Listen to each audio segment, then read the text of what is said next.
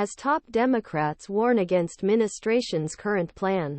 Administration officials are considering major changes to global trade agreement just days before the president is due to formally introduce it in California. 3 people familiar with matter said. ArrowRight As President Biden plans announce trade deal with dozen Asian countries at summit in San Francisco this week. His top aides are trying to decide whether and how bow increasingly urgent warnings from Democrats. Donald Trump is strong political line of attack in the 2024 elections.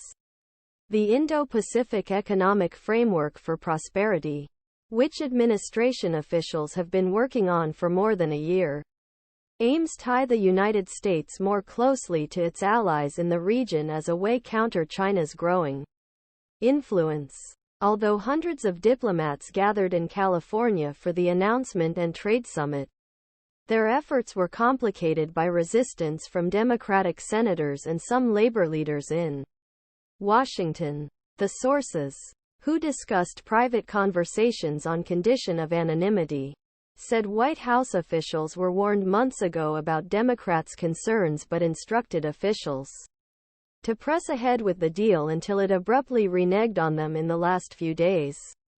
Sen. Sherrod Brown, who faces a tough re-election fight in 2024, has said publicly and in private conversations with senior White House officials that the trade deal should leave out its most important part because it does not include environmental and labor protections. Administration officials are considering adding these protections at a later date. The last-ditch fight reflects the collision of Biden's 2 primary goals: standing up to China and aligning with unions.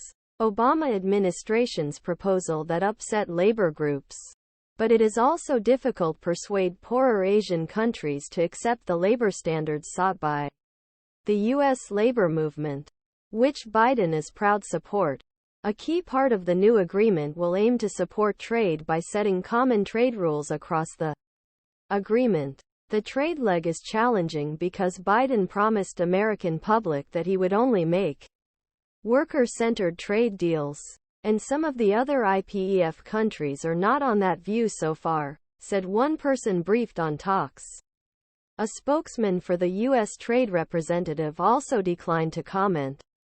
Throughout the IPEF negotiations, we focused on advancing workers' rights and raising standards, a National Security Council spokesman said in a statement.